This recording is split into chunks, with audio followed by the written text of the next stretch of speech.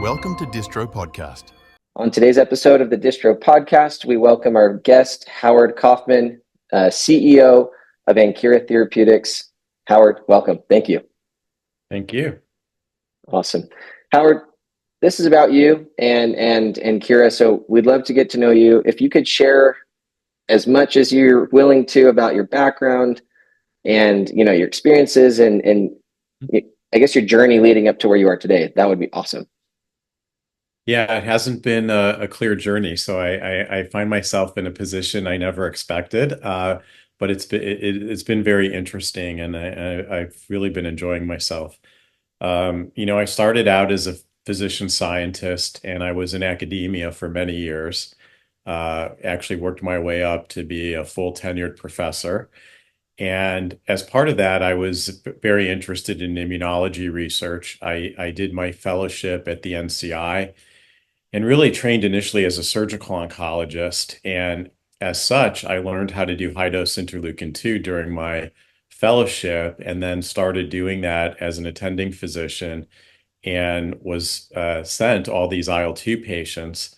And IL-2 was such an interesting drug because it really did, I think, cure a small percentage of patients, many of whom I'm still in touch with today, now 20 plus years later. And it just was always so interesting to me what the immune system can do when it really wants to do it. And so I became a kind of, I guess, special oncologist, and I started doing clinical trials and clinical research. And my lab started getting into translational research and immunologic monitoring in patients. And my main interest had been using viral vectors to basically as vaccines for cancer. So I was actually, when I was a fellow, I was the first person to put a eukaryotic tumor antigen gene in vaccinia virus. And I was actually able to do a clinical trial when I was a resident. And we vaccinated patients who had advanced colon cancer and found that indeed they generated CEA specific T cell responses, but they didn't really respond to the treatment. And so when I got my first lab and got my first job, I began to think about what was happening. And I was thinking, where did those T cells go if they weren't fighting the tumor? And was there maybe a reason those T cells couldn't get into the tumor? And so I had this idea about, well, maybe if we gave the vaccine in the tumor site, we would get over whatever that barrier is. And I guess inadvertently, I jumped into the oncolytic virus world, and shortly thereafter got contacted by another oncolytic virus company and said, "Would you like to, be an investigator in our studies?" And I said, "Sure." And the next thing I knew, I was actually writing and leading the phase 3 study of TVEC, which eventually went on to get really global approval as really probably one of the most effective oncolytic viruses in melanoma. And then after that, I was on the scientific advisory board at EMD Serono, and they had a PD-L1 antibody, which is now avelumab. And, they were trying to get into a very crowded field of checkpoint blockade. And it was my kind of what I thought was a bit of a risky idea at the time, but why not go to Merkel cell carcinoma? It's a very rare skin cancer. And it's definitely associated with UV radiation. So there's a lot of mutations in it. And we thought it had all the hallmarks of what should respond to checkpoint blockade. Nobody wanted to do it because there's about 2,000 cases in the US every year. And of course, the first thing I heard at the company was, why, we'll never do the study. We'll never get those patients. And I said, well, I think you will get the patients because there's about 9 or 10 physicians in the country that see all of these patients, and I know them all, and believe there's no other therapy for these patients. So to make a long story short, we completed the largest Merkel cell study ever done in a record 9 months, and that went on to get FDA approval, and they've now gotten approval in many other cancers. And so after that, when I sat down and thought about what I really enjoy doing, I said, I really like drug development. I like getting drugs developed for patients. And I've done it in academia, and I had a chance to sort of see that, with two successful agents. And so now, probably about 8 years ago, I had an opportunity to go to industry, and I actually became chief medical officer at another oncolytic virus company. And shortly after I arrived, they did an IPO, so I got to be part of that process, which was quite interesting. And really wasn't looking to move, and I got a call from somebody at Ankara, and they said, "Oh, Howard, you got to see this data. It's great, and we need a chief medical officer." And I decided I wasn't really going to make the move, and then I had a call with Tillman Gerngross, who is the chairman of the board, and, he called me up and said, just wanted to understand why you don't want to come. And by the end of that call, I had accepted the position. Tillman was a great salesperson, but the truth is the data was very hard to ignore. They had very good data. The company was really born out of two labs at MIT and two really, really world-renowned professors. And once I talked to them, I was really sold on the idea. And I made the switch and I came over. At the time, they were looking for a CEO. And so we interviewed. I think I joined the company in June of 2021. And we looked at a few candidates, but I don't think anyone felt we had found the right fit for the company and for what we were doing. And then probably about 6 months into the search, I'm not even sure how it started. The idea came up that maybe I could take on the CEO role, and the board seemed kind of relieved, I think, to have somebody come into that role. And it just seemed like a very good fit. And so I've now been in that position for a few years, and really, when I joined, I was employee number 3 at the company, and we're now at 18 and growing. And of course, we've gotten into the clinic, and so it's been a really interesting experience. Um, of note, I've kind of kept my academic appointment, so I actually still see patients 1 day a week, and I think it kind of keeps me grounded. I really, really enjoy working with the patients, but it also, I think, gives me additional perspective on the field and what's needed. And, I think it helps me to be a better CEO. And I think seeing the drug development side, I think actually helps me in my clinical role in many ways. And I am, we put a lot of conflict of interest rules and regulations in around my employment, but one of the things is I do let the patients know about my position, and I'm always amazed how interested they are in that, and they always tell me, well, part of the reason we wanted to come see you is we know you know a lot about drug development, and we want the latest and the best drugs for us. So I That's think so it's interesting. You definitely have a unique kind of story to getting to your situation.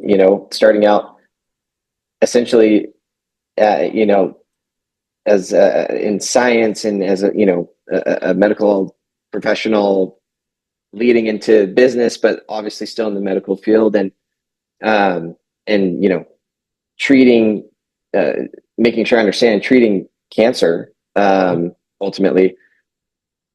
How interesting. Yeah. So I love it, by the way. I love that you stay involved in your practice in treating and helping patients. Is there a do you like kind of rotate through different clinics on that 1 day a week, or is it like one kind of local practice to your community, or how does that work? I participate in two clinics. So, I mostly have been interested in melanoma and skin cancers. So, one is a melanoma clinic where I see predominantly patients with advanced melanomas. And then we actually started a clinic for non-melanoma skin cancers. So, these are actually cancers that historically haven't gotten a lot of attention uh, for a variety of reasons. They weren't really included in tumor registries and weren't really in the province of the major academic centers. I think in a lot of ways they were considered easily curable with surgery. But it turns out these can be quite aggressive. They can be fatal. And, they're growing in incidence. It's one of the few areas where we're really seeing an increase in the new cases every year. and yet they're very sensitive to therapeutics. So that's the clinic that's been growing really very quickly. And I think we're now able to identify high risk patients who we know are at risk for recurrence. And, we're sort of laying some of the groundwork about how best to follow them. And we're also learning about when do we need to treat them. I think one of the big stories in oncology in the last, I would say, 2 to 3 years is that with immuno-oncology, it appears to do better when we give it early in patients. So giving it before primary surgery seems to be far better than giving it after surgery.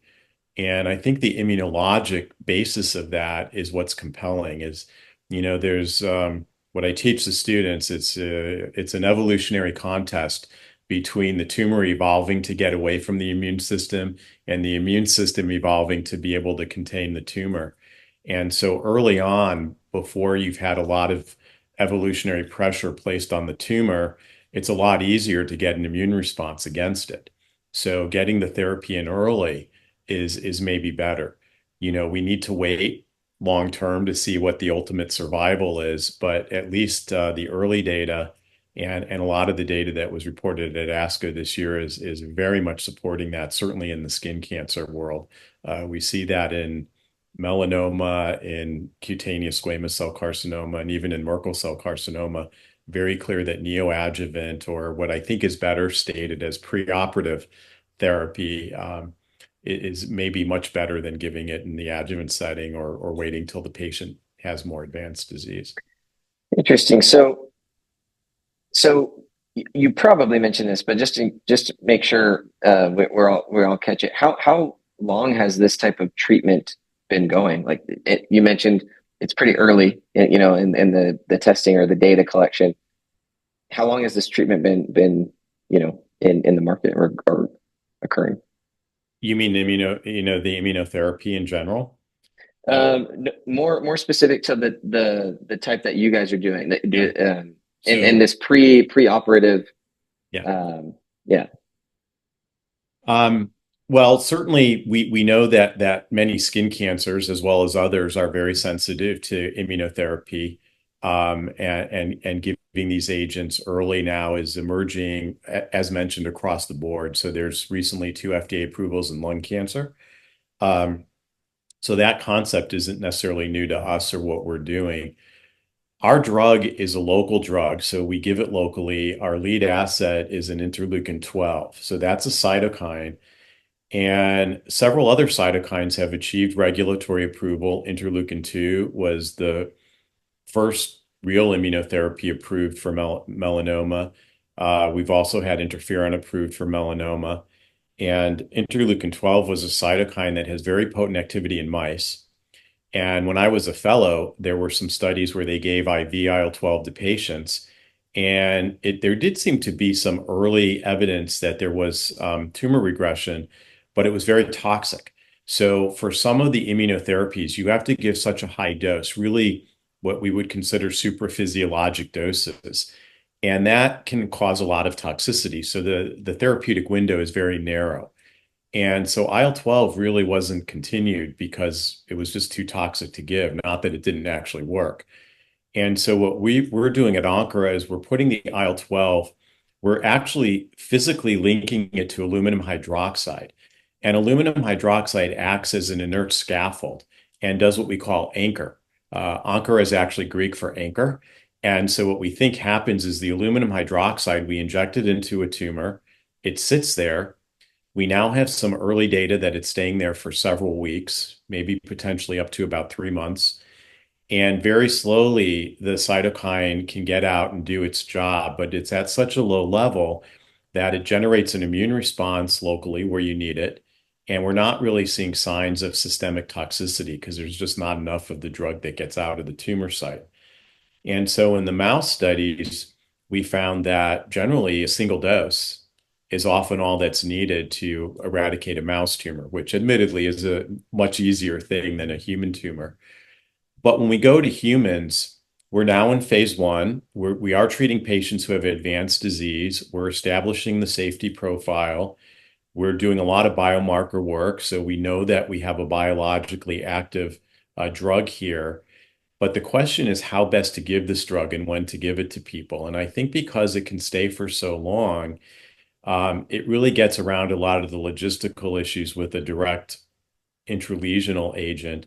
And we really like the idea of really moving this into the neoadjuvant setting. That's where I think local therapies really belong. It's very feasible to do. We know we have to biopsy the tumor to make a diagnosis, and if you can put a needle in and biopsy it, then you can also put a needle in and give a drug. And if that we can get that tumor to go away or somehow provide immunologic protection, and it's not going to progress, that may be the best advantage for a patient.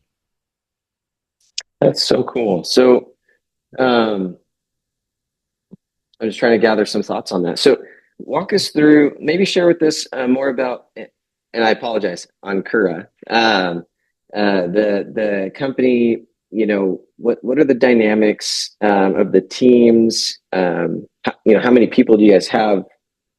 Are you all in a local facility like HQ or distributed? Yeah. Anything you can share on that would be awesome. So yeah, we're about 18 full-time employees now, and we're supported by probably about another 12 consultants. And we do, like many small biotechs, we work with a number of larger CROs um, to get our work done. We're headquartered in Cambridge, Massachusetts. I would say about half the team lives in the Boston area, but we actually have a hybrid model.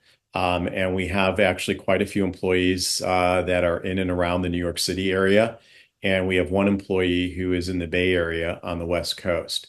Um, I think the company really incorporated in the last month of 2019 and literally walked right into the pandemic.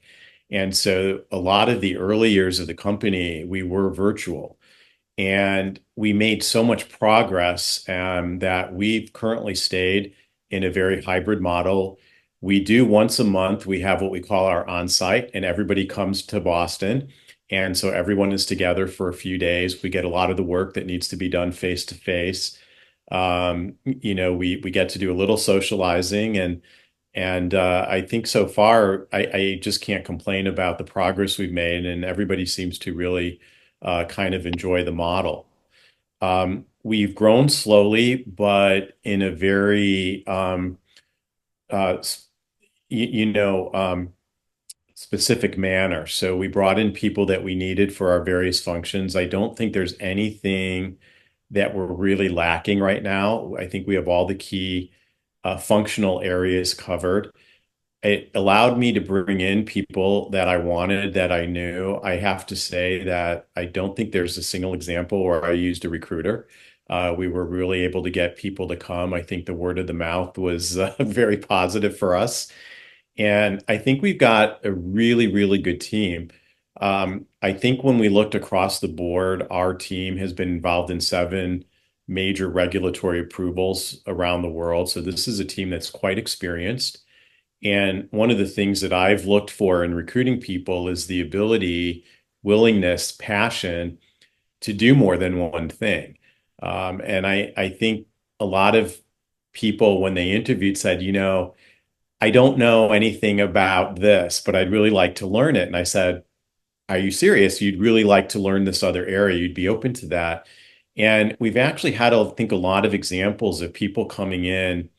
For example, I had a scientist who came in who's excellent at discovery and basic science work and said, I never did translational work. And she's now single-handedly like leading our whole translational effort and doing a fantastic job.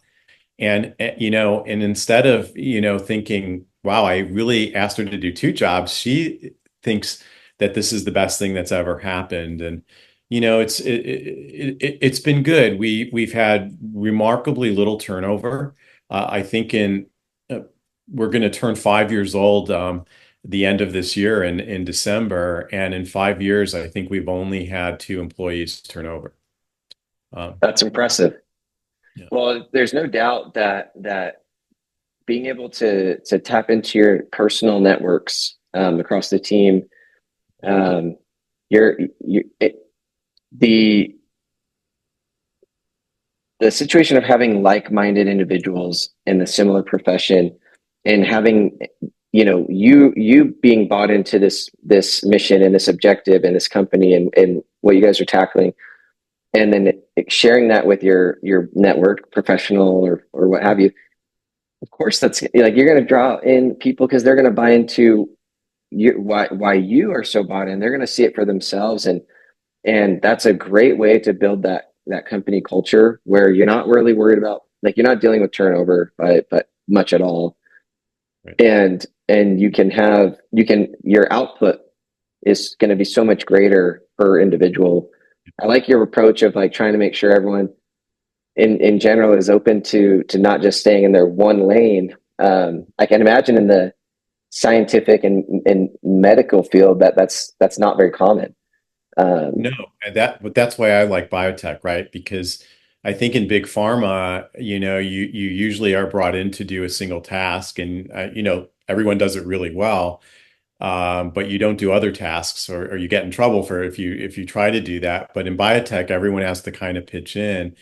But rather than seeing that as a negative, I think there are quite a few people who see that as a positive. It's interesting.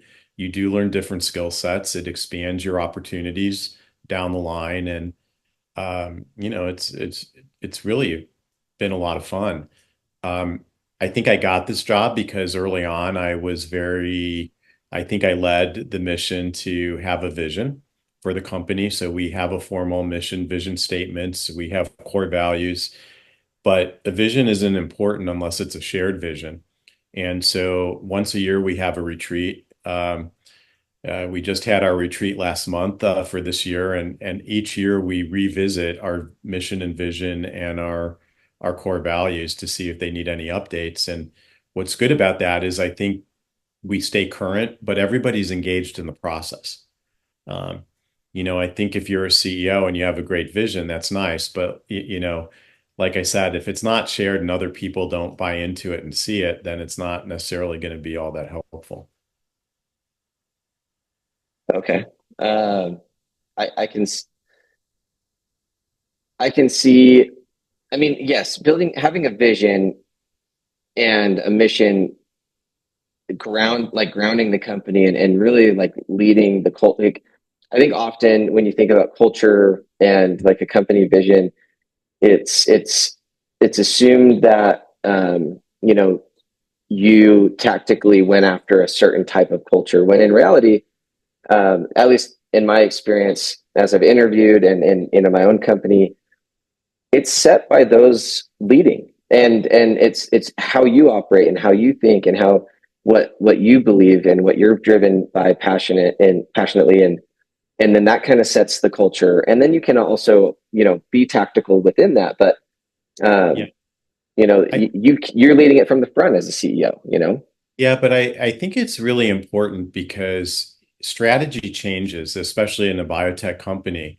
And, sometimes it's beyond your control, and the ability to adapt to new strategies and new tactics is going to be driven more by the culture. And so, if you have to have one of them, I would posit that the culture is much more important. That's a good And point. if you have the right culture, you're going to develop the right strategy, and you'll be able to adapt to the changes as they come. I love it. That's good advice without meaning it to be advice, so thank you for that. And Mhm. normally I would ask you towards the end, like what's like a core component of advice when as you build your team and focus on like finding that, building your core team, pre-scale or pre hyper growth, if that's something that you guys are planning on in the future. But you covered something great there. Maybe you can add to that before we wrap up. But um, Yeah. what, We do have we have our corporate values, one of which is passion, because I think when I sat down and looked at the core group that started with the company, and in the beginning, I looked at what are the features that we had.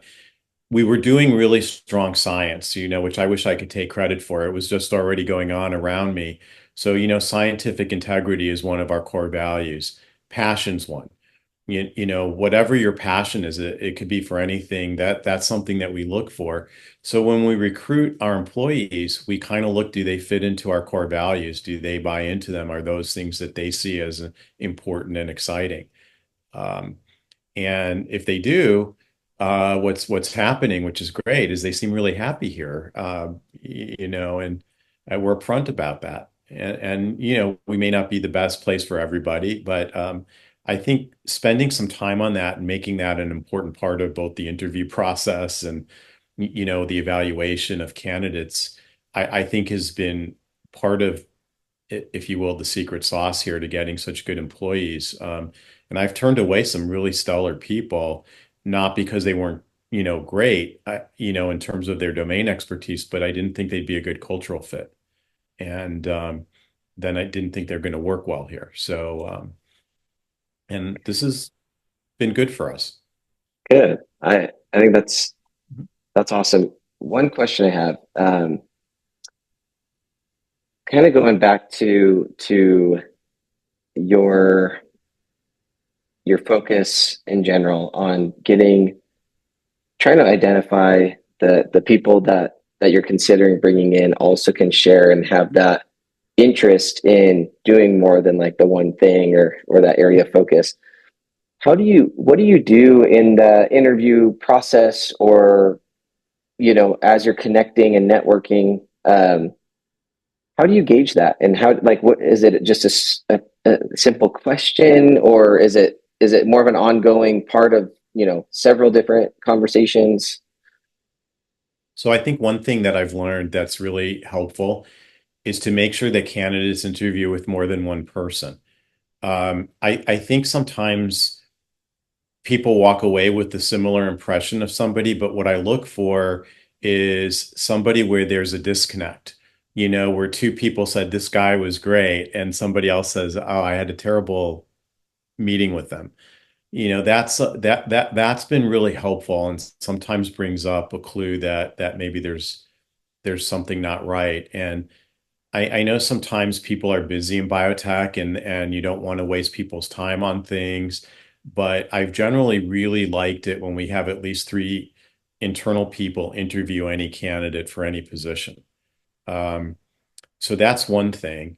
Um, and then you ask them about these areas, what are you passionate about? I also like to sort of understand, one question that I really like to ask people is, what do you want to do later? What's your personal career goal?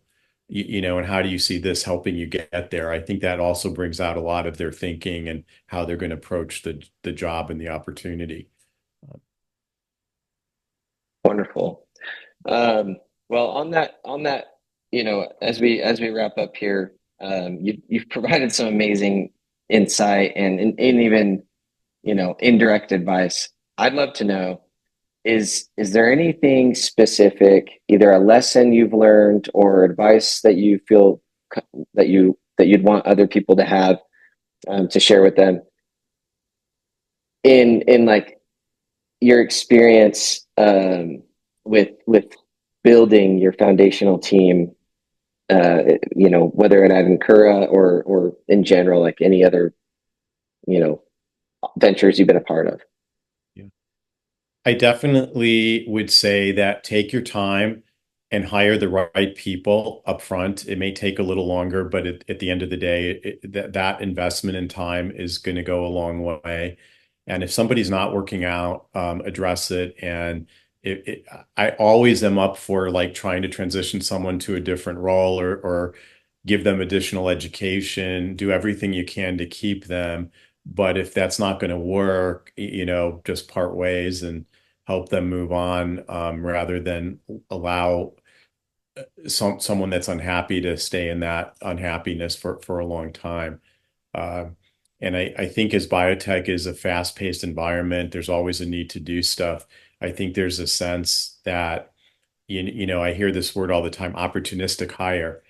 No one should ever be opportunistic. You should really make the investment. You should say, is this somebody I want to be here for the next 10 years as we grow and develop? And if you spend the time and take it that way, you're going to have people that are going to stay with you. and you're going to have another 10 years to develop. That's a great point. And I think often, especially in the position that you're in, or as a founder, or an executive leader in general, whether it be at an established, kind of streamlined company, or a hyper growth, or what have you, I think it's still pretty natural to want to move fast and to try to get the job accomplished and the seat filled, and the box checked, not in a sense of not caring, but rather like you're trying to complete and achieve the objectives at hand. And I couldn't agree more. I think I mean, I'm guilty of that too, at probably too often, and that is great advice, because the more intentional you can be. Use a consultant if you need it, but don't commit to a full-time person until you're really, really sure about that person. Yes, and that is an approach we have taken, and I will say that that's paid off majorly.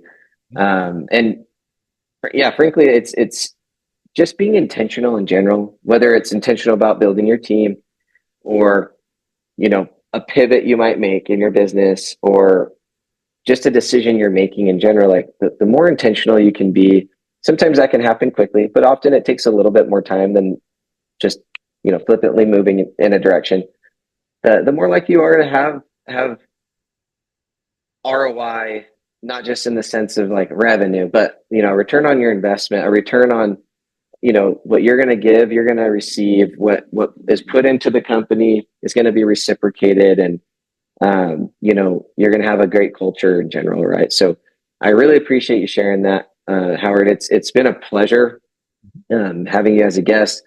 It's fun for me when often we kind of we're really in, like, most of our guests are in the software tech space, and so when we have I guess in a different field, it's always interesting to see like similarities and differences in how you approach building your teams and your company and your journeys to get there. So thank you for sharing, and thank you for being a part of this episode.